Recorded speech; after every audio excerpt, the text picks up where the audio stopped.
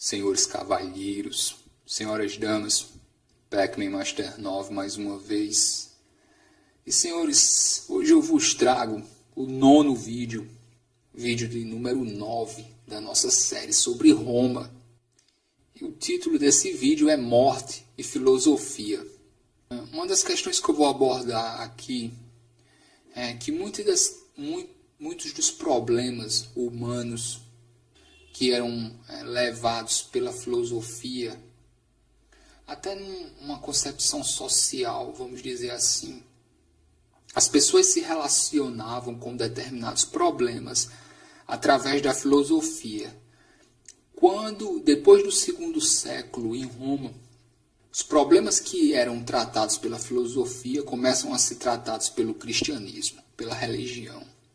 Mas as pessoas, talvez alguns de vocês se perguntem, antes de existir cristianismo no perímetro do Mediterrâneo, como essas pessoas tratavam essas questões com relação à morte, com a razão do porquê nós estamos aqui. Antes de existir religião, como as pessoas tratavam isso? Quem eram as pessoas que conversavam sobre esses assuntos? Da onde vinham os conselhos? E tudo isso, senhores, isso vinha da filosofia. Filosofia era o que geria as ações das pessoas, pelo menos das pessoas que tinham um certo nível de cultura. Nós vamos ver aqui que existe a figura do filósofo e tal. Nós vamos entender o que ele faz, o que ele representa em Roma. Tá, ok. Muda um pouco da Grécia Antiga para o Império Romano, mas eu não acredito que seja tão diferente assim. Senhores, então, primeiro ponto aqui, filosofia e religião.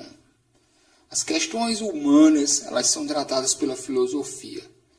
E o que você tem é espécies de grupos filosóficos. Eu não gosto de usar a palavra seita, mas poderia ser uma confraria, vamos dizer assim. E acho que as mais conhecidas é o epicurismo e o estoicismo. E as pessoas elas pautam suas ações através do estoicismo e do epicurismo, principalmente. Isso antes do cristianismo aparecer. E eu dou um exemplo, isso não ocorreu só em Roma, isso não ocorreu só no Império Romano. Dou o exemplo da China, em que você tinha o confucionismo e o taoísmo. São filosofias, não são religiões. Então, a classe, os nobres chineses, na China antiga, eles geriam suas ações através dos ensinamentos do confucionismo, do taoísmo. São filosofias.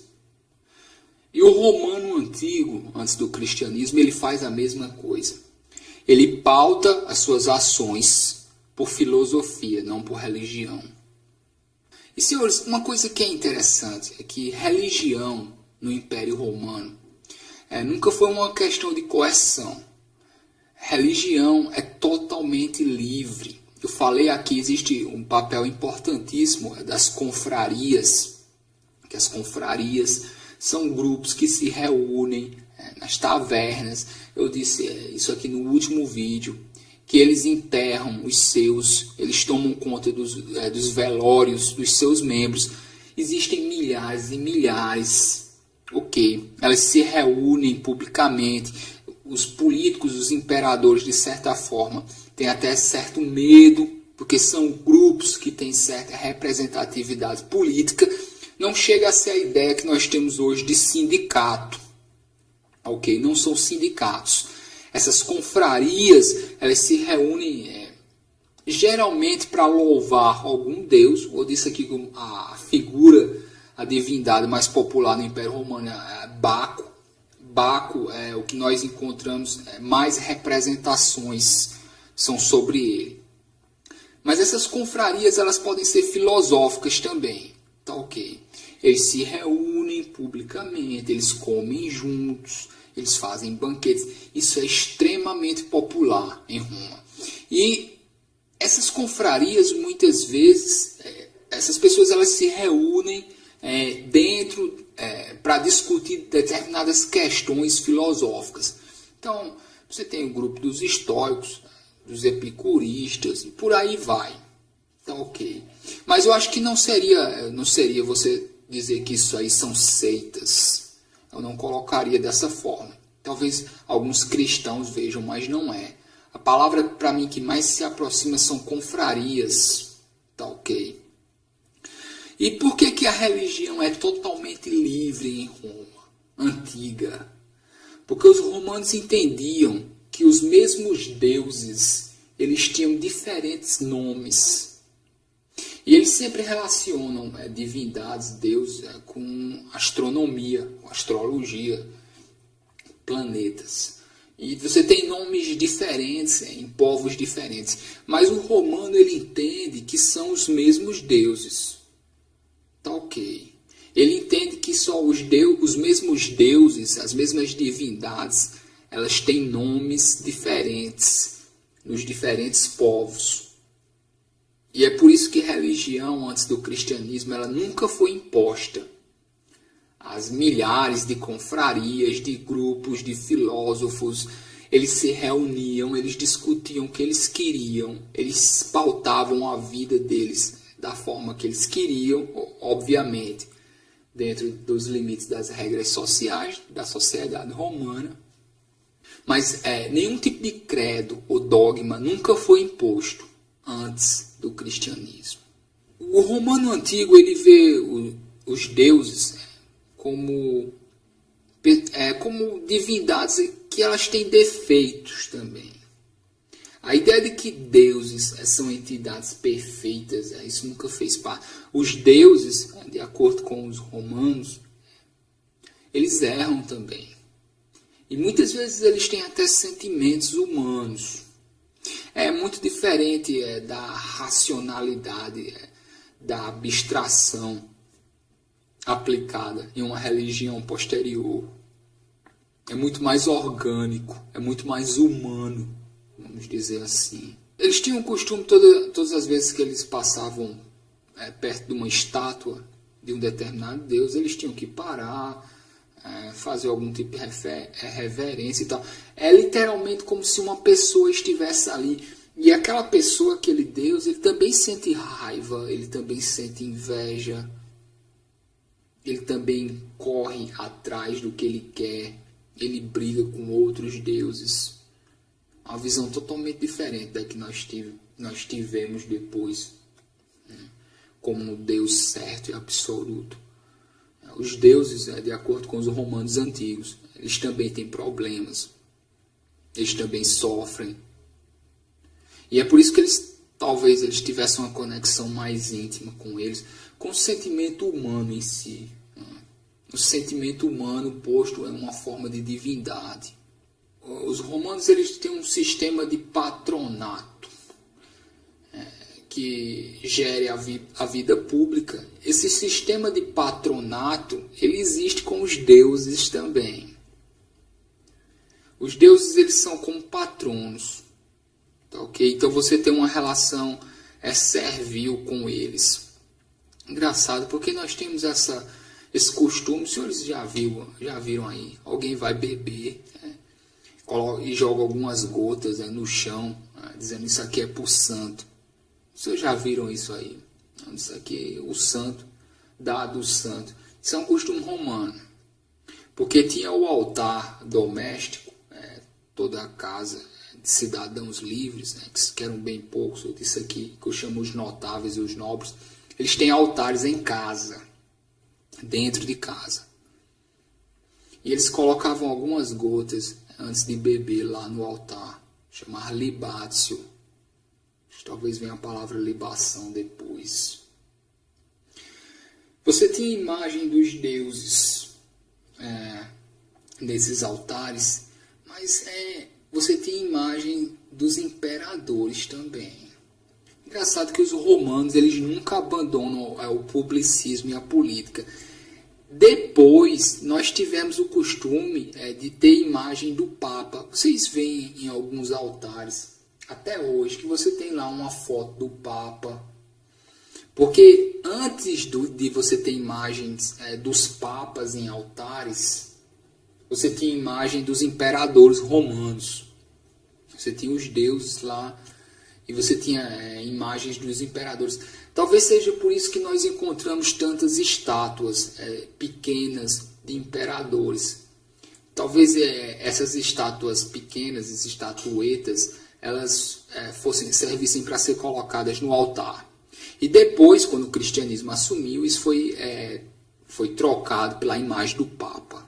Tá, que as pessoas começaram a ter a imagem do Papa nos altares. Até hoje isso ainda ocorre. Senhores, eles não se preocupam com a imortalidade da alma, não no sentido como nós nos preocupamos. Porque, como eu digo mais uma vez, é uma visão filosófica. Eles acreditam que existe uma providência, mas ao mesmo tempo, por mais paradoxal que possa ser, eles também acreditam que existe acaso e fatalidade. Então, o romano antigo, ele não se preocupa muito com a vida após a morte. Tá ok. Isso só veio depois. A preocupação do romano em cada momento, em cada segundo, é com o que ele vai fazer aqui e com o que ele vai deixar aqui depois que ele morrer. Mesmo depois que ele morrer, ele ainda vai querer ser lembrado pelas ações que ele fez em vida. Eu falei isso aqui em vídeos anteriores. É diferente de determinadas civilizações em que as pessoas se preocupam com a vida além da morte. Os romanos antigos, eles não se preocupam com o que vai ocorrer depois. Eles acreditavam numa espécie de sono eterno. Mas eles não pensavam que essa ação que eu vou fazer agora vai me fazer sofrer ou ter prazer depois que eu morrer. Eles não pensavam assim. Tá ok. Senhores, as oferendas geralmente ocorriam do dia 13 ao dia 21 de fevereiro. E talvez eu não tenha muita certeza, senhores, mas eu vejo alguma relação com o nosso dia de finados, que lá no México eles chamam de Dia de los Muertos. É uma época em que os mortos andam entre nós. E durante aquele período, eles bebem. Engraçado, porque no México é uma espécie de mistura entre dia de finados e carnaval. Eu tenho um vídeo aí antigo, senhores, comemorando o Dia de los Muertos. Eu sempre, todo ano, senhores, às vezes eu faço um videozinho. Para mim é uma época interessante. E eu vejo que talvez isso venha desse período de oferendas, do dia 13 ao dia 21 de fevereiro, que ocorria mais ou menos nessa época em Roma Antiga. A ideia de que naquela época os mortos andarão entre nós, nos verão de novo, e aí nós nos vestimos bem, nós preparamos comida. É como se você fosse receber um parente que tivesse passado anos e anos fora. Filosofia aqui, ela serve para tranquilização e felicidade. O que o romano busca na filosofia não é entender a realidade em si no sentido de abstração como nós fazemos hoje. O que o romano se interessa na filosofia são ensinamentos que levem à felicidade. A felicidade, como o romano entende, é a aceitação completa dos processos da natureza, da qual você está incluído. Existe um movimento natural das coisas e estar feliz, ocupar o seu lugar nesse movimento. Falei aqui epicurismo, estoicismo. Mais uma vez, nós nascemos como seres humanos, nós nascemos pessoas e nós temos que cumprir determinadas funções enquanto nós estamos aqui. E tudo de acordo com a natureza. E o nascimento, a morte, tudo isso faz parte desse processo natural. Todas as vezes que você está de acordo com esse processo natural das coisas, você tem felicidade. Quando você não está de acordo com ele, você tem tristeza. Ideia, mais uma vez, de você ter uma relação, a sua vida, com os conceitos de providência, acaso e fatalidade, parecem paradoxais. Mas é a ideia de você suportar o que te acontece.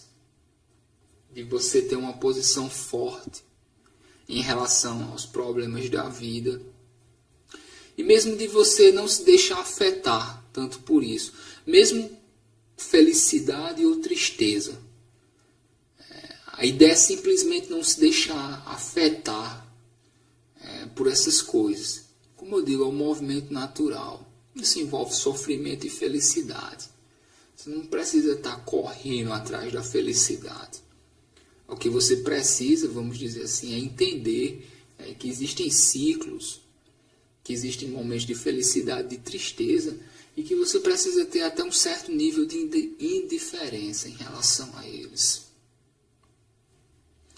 Falar um pouco do filósofo. Você tem essa ideia de preceptor de filosofia, ou filósofo doméstico. Muito disso foi... o cristianismo, ele pegou muito disso. Porque os filósofos, eles faziam parte dessas confrarias, e esse termo convertido, ele começou a ser usado na filosofia. Convertido era a palavra que se dava às pessoas que começavam a agir de acordo com aqueles parâmetros de comportamento que a filosofia colocava. Os cristãos pegaram a palavra. Os filósofos, que eles se preocupavam em demonstrar uma imagem de austeridade. As pessoas que se convertiam às confrarias, pelo menos as confrarias que eram fundadas com a ideia de disseminar determinado pensamento filosófico, que os cristãos vão chamar de seitas, ok?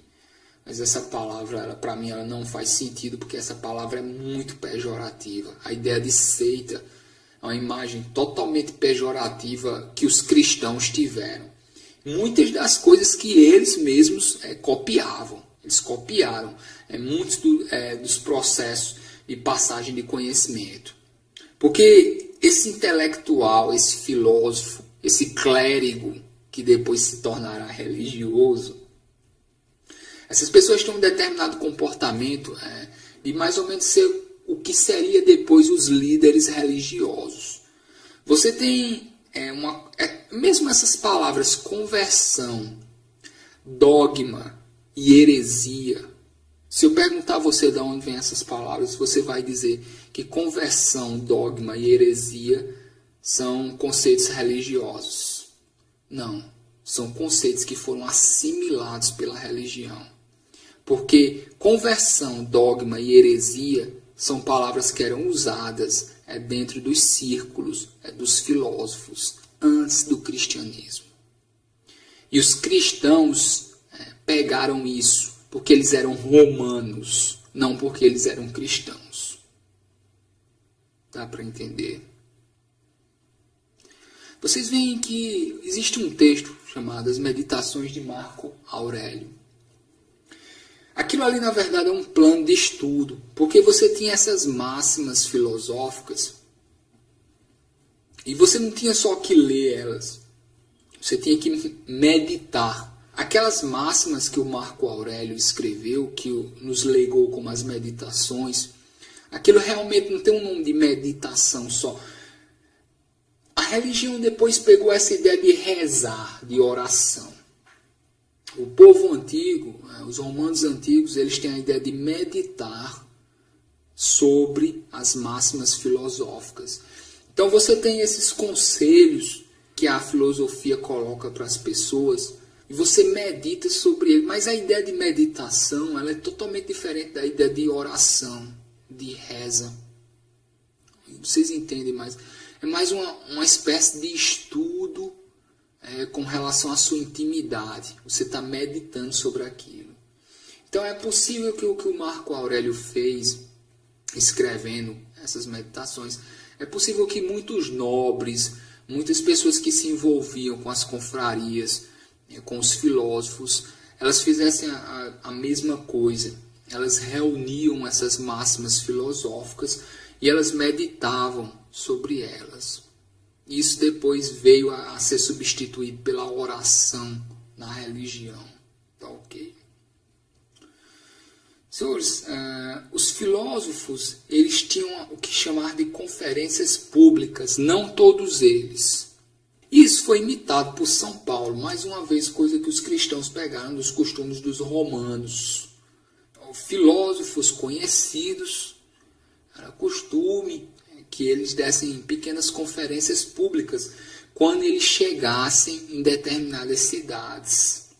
Porque você tem um filósofo doméstico, que é aquele filósofo que ele tem a proteção de algum patrono, e ele serve aquele patrono, auxiliando ele como se fosse uma espécie de conselheiro.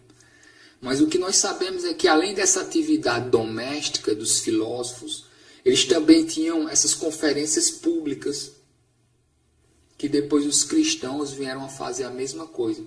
Quando chegava em um bispo, depois isso vocês vão ver mais à frente, em uma determinada cidade, ele dava essas conferências públicas. Os filósofos começaram a fazer isso. Tá ok. Outra coisa que eu quero colocar aqui é o seguinte. A ideia do suicídio.